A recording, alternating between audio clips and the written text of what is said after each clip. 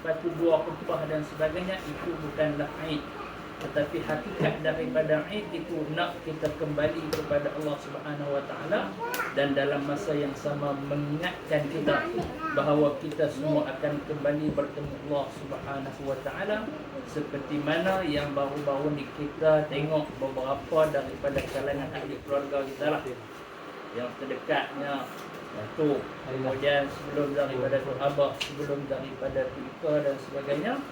Dia nak mengingatkan kita sambutan Eid kembali ini adalah kita bahawa kita akan kembali kepada Allah Subhanahu Wa Taala pada waktu yang Allah Subhanahu Wa Taala letakkan kepada kita.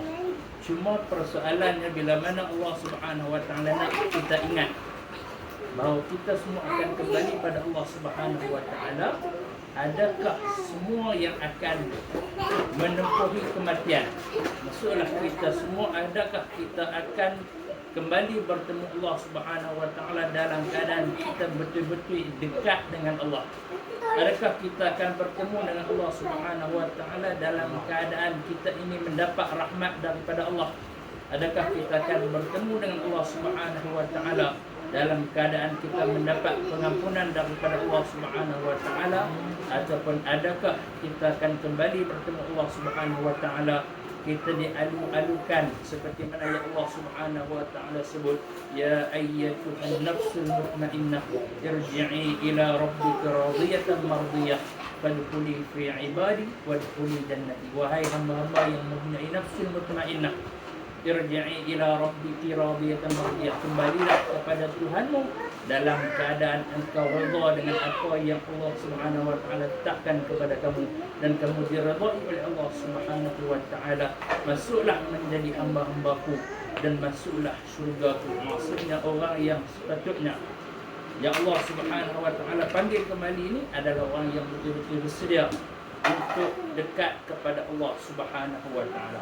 Maka yang dikehendaki daripada Eid ini adalah ingatkan bahawa kita semua akan kembali pada Allah Subhanahu Wa Taala. Yang kita maaf tadi, bahawa ada tempat kembali kita, kita akan kembali ke situ. Dan kematian kita yang terbaik adalah dalam keadaan kita dekat dengan Allah. Bila dekat, kalau kita tengok balik dalam bahasa Arab, mak dekat apa bahasa Arab? Dekat dalam bahasa Arab asal daripada qaruba, iaitu dekat. Kalau semakin mendekat dia panggil dengan kurban.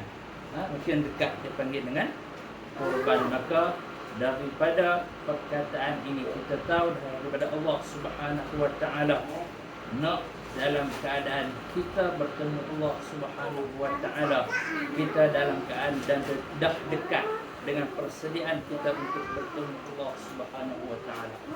Mudah-mudahan dengan peluang yang Allah bagi, daripada peluang yang Allah Subhanahu Wa Taala bagi kita berada di awal 10 hari yang pertama daripada bulan Zulhijjah, berbaki 2 hari lagi ini, Allah Subhanahu Wa Taala sebenarnya nak betul bagi peluang kepada kita untuk dekat kepada Allah Subhanahu Wa Taala. Cara dia macam mana? Allah Subhanahu Wa Taala bagi kepada kita 3 jalan. 3 jalan yang berbeza, cuma kita kata tujuan dia sama. 3 jalan untuk dekat kepada Allah Subhanahu Wa Taala ni berbeza, cuma tujuan daripada jalan-jalan ini adalah sama, iaitu untuk kita dekat dengan Allah Subhanahu Wa Taala yang kita panggil kurban tadi. Apa 3 jalan tu? Yang pertama sekali, ada di kalangan kita, kalangan umat, kalangan manusia ini yang terus dijemput Allah Subhanahu Wa Taala untuk dapat peluang berada di Baitullah, dapat peluang untuk mengerjakan haji pada saat ini. Jadi 10 hari yang pertama ni ada di kalangan yang direzekikan oleh Allah Subhanahu Wa Taala boleh untuk berwukuf, boleh untuk mengerjakan haji. Maka bila mengerjakan haji, antara asas atau rukun terbesar dalam haji, Nabi sallallahu alaihi wasallam sebut adalah al-hajj Arafah.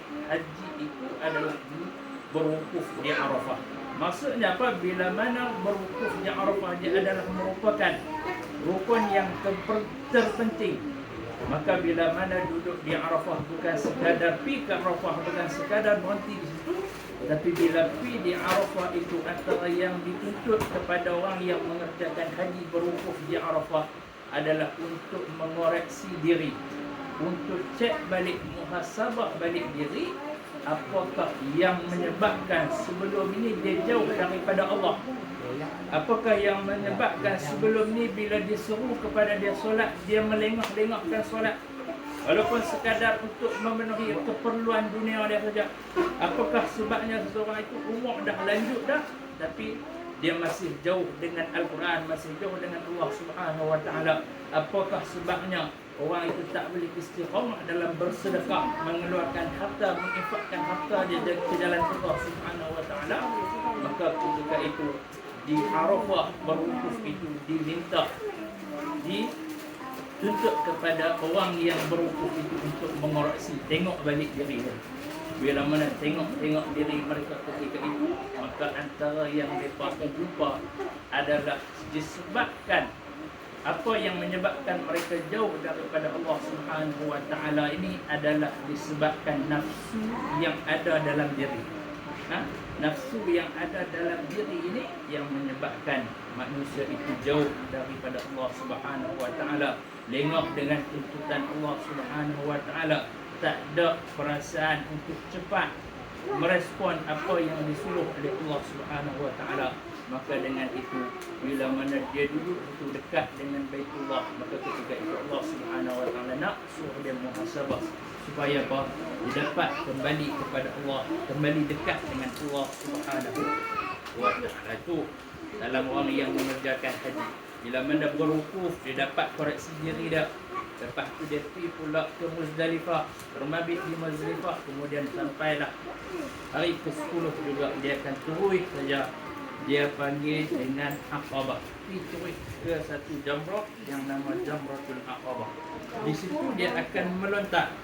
Orang yang buat haji ni, dia akan melontar di Jamratul Aqabah pada 10 Zulhijjah, dan simbolik kepada melontar ini, apa yang dia dapat, yang dikoreksi, yang dia tengok daripada diri dia, sifat-sifat yang menyebabkan dia jauh daripada Allah Subhanahu Wa Taala, iaitulah nafsu dia. Sebab itu nafsu, maka ketika melontar itu, yang dia lontar itu batu, tetapi dalam masa yang sama dia ingat yang dia lontar itu adalah sifat-sifat nafsu dia yang mana mengajak dia jauh daripada Allah Subhanahu Wa Taala sebelum daripada. Maka bila mana melontar, lontaran itu disunatkan juga Bismillah, Allahu Akbar, dengan menyebut nama Allah, bertakbir pada Allah Subhanahu Wa Taala. Selesai melontar, maka dia akan menghadap ke arah kiblat ketika itu dengan berdoa, wajjahtu wajhiya lilladzi fatara as-samawati wal ardh hanifan musliman wa ma ana minal musyrikin inna salati wa nusuki wa mahyaya wa mamati lillahi rabbil alamin. Dia telah kita berjanji dengan Allah Subhanahu Wa Taala bahawa keutamaan dalam kehidupan dia, solat dia, apa pun yang dia buat dalam kehidupan dia adalah kerana Allah Subhanahu Wa Taala. Maka ketika melontar, dia lontar dengan sifat nafsu dia yang ajak dia jauh daripada Allah Subhanahu Wa Taala. Maka ketika itu dia dah buang sifat yang buruk daripada diri dia, yang tinggal adalah sifat kebaikan dalam diri dia, dan kebaikan itu dipanggil dengan albir. Albir maksudnya kebaikan. Tapi kalau kebaikan itu dah duduk dalam diri, dia panggil mabrur. Maka mabrur disebut dalam hadis Nabi sallallahu alaihi wasallam, al-hajjul mabrur laisa lahu jazaa'u illa al-jannah. Orang yang dapat haji yang mabrur, haji yang merubah diri dia daripada sifat-sifat buruk sebelum ni, tinggal dia selepas balik daripada haji, berkekalan sehingga saat kematian dia, maka ketika itu tak ada balasan lain yang Allah Subhanahu Wa Taala sediakan kepada dia melainkan surga Allah Subhanahu Wa Taala. Jalan yang pertama yang Allah bagi peluang kepada umat manusia ketika awal 10 hari dalam bulan Zulhijjah untuk dekat kepada Allah Subhanahu Wa Taala. Ada jalan yang kedua, Allah Subhanahu Wa Taala Maha mengetahui. Bahkan dengan takdir Allah Subhanahu Wa Taala, Allah tahu bukan semua ada peluang untuk mengerjakan haji. Maka ada cara lain dah untuk dekat pada Allah Subhanahu Wa Taala. Allah Subhanahu Wa Taala dah tetapkan juga ada lagi cara lain yang kita boleh buat Itulah melalui ibadah kurban. Ibadah kurban juga adalah untuk mendekatkan diri kepada Allah Subhanahu wa Ta'ala. Kita sembelih kurban, bahkan dari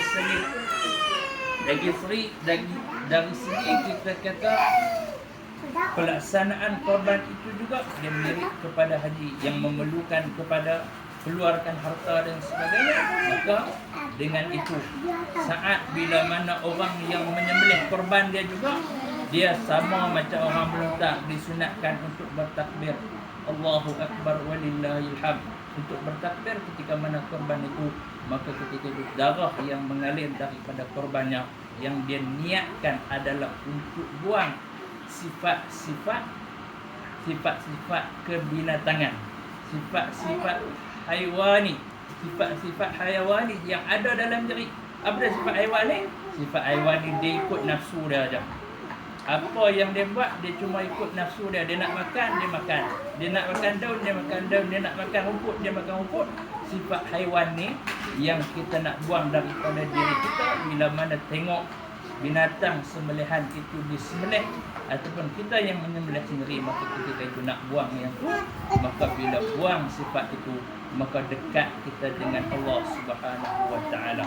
Dan juga kalau kita tengok orang yang buat haji, Allah Subhanahu wa Ta'ala sebut wa tazawwadu fa inna khairaz zadi taqwa. Carilah bekalan, sebaik-baik bekalan itu adalah bertakwa pada Allah. Maksudnya apa? Haji nak supaya orang yang buat haji bertakwa pada Allah. Begitu juga dengan orang yang berkorban. Allah Subhanahu wa Ta'ala sebut apa? La yanalallahu luhumuha wala dima'uha walakin yanaluhu taqwa minkum. Yang Allah Subhanahu wa Ta'ala sebut bahawa korban yang kita buat itu tak sampai daging dia ke Allah, darah dia pun tak sampai, tapi yang sampai pada ketakwaan kita pada Allah Subhanahu wa Ta'ala. Ni cara yang kedua. Maka kalau ada yang ada kemampuan, ada peluang lagi, masa berbaki ada, nak boleh, kalau dia mampu untuk buat korban, boleh ada peluang. Cara dia dekatkan dengan diri dan dengan Allah Subhanahu wa Ta'ala adalah dengan berkorban, melaksanakan ibadah korban. Adapun yang ketiga, Allah pun tahu ada orang tak mampu haji, ada orang yang berkorban pun dia tak mampu. Maka ketika ini ada yang jalan yang ketiga untuk mendekatkan diri pada Allah Subhanahu wa Ta'ala adalah dengan berpuasa. Dan alhamdulillah kita berada malam ni malam yang ke-9 daripada bulan Zulhijjah.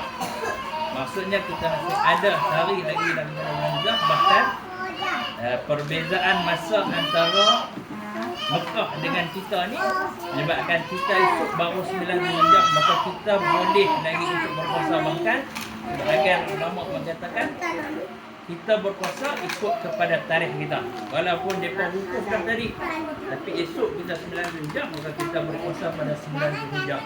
Maka 9 Zulhijjah berpuasa, Nabi sallallahu alaihi wasallam sebut siyam yaumul Arafah. Siapa yang berpuasa pada hari Arafah atau berpuasa pada hari Arafah ini atas Allah, berharap mudah-mudahan Allah Subhanahu wa Ta'ala yukaffiru sanata allati qablahu wa sanata allati ba'dahu. Dia mengharapkan mudah-mudahan Allah Subhanahu wa Ta'ala ampun dosa dia setahun yang lalu dan juga setahun yang akan datang. Maksudnya apa? Yang ni ada peluang untuk kita semua berazam esok. Kalaulah kita tak mampu pergi haji, kalaulah kita tak mampu berkorban, maka ada peluang lagi esok untuk kita dekatkan diri pada Allah Subhanahu wa Ta'ala dengan kita berpuasa pada hari 9 Zulhijjah ataupun dipanggil dengan puasa Arafah. Dan puasa juga Allah Subhanahu wa Ta'ala sebut di penghujung ayat puasa, la'allakum tattaqun, mudah-mudahan kamu bertakwa pada Allah Subhanahu wa Ta'ala. Maka sama juga haji tujuan dia untuk dapat takwa, korban tujuan dia untuk dapat takwa, dan juga kita berpuasa juga tujuan dia untuk dapat takwa pada Allah Subhanahu wa Ta'ala. Maka kita tengok dalam diri kita apa peluang yang kita ada untuk dekat dengan Allah Subhanahu wa Ta'ala, sebab sudah pasti dah kita ini Allah Subhanahu wa taala dah hidupkan kita, pastinya Allah Subhanahu wa taala akan bagi kita juga mati. Maka mati kita sebut tadi Aid ini adalah untuk mengingatkan kita kepada kematian, dan kematian itu memerlukan kepada persediaan, dan persediaan yang baik untuk bertemu Allah Subhanahu wa taala adalah dengan takwa, keimanan yang kita bawa kepada Allah Subhanahu wa taala. Mudah-mudahan kita juga masuk dalam kalangan yang Allah Subhanahu wa taala sebut, ya ayyatuhan nafsul mutmainnah irji'i ila rabbiki radiyatan mardiyah fadkhuli fi ibadi wadkhuli jannati. Wahai hamba-hamba yang mempunyai nafsul mutmainnah, irji'i ila rabbi, kembalilah kepada Tuhanmu, mardiyah, ila rabbiki radiyatan mardiyah, dalam keadaan kamu diridai dan kamu meridai apa yang Allah Subhanahu wa taala tetapkan kamu. Wadkhuli fi ibadi, masuklah menjadi hamba-Ku, wadkhuli jannati, dan masuk surga yang semua kita idam-idamkan. Itu sikit daripada pengajaran yang kita boleh ambil sambutan Aidil Adha ini. Mudah-mudahan bawa kita ingat kembali kepada kematian dan mendekatkan diri kita korban, mendekatkan diri kita kepada Allah Subhanahu wa taala. Mudah-mudahan ada sikit manfaat kepada kita, dan mudah-mudahan dapat kita ambil pengajaran untuk kita amalkan dalam kehidupan kita. Jumpa itu kepada Allah, kurangan kesalahan tak jadi saya sendiri. Aku qauli hadza wa astaghfirullahal azim li wa lakum. Assalamualaikum warahmatullahi wabarakatuh.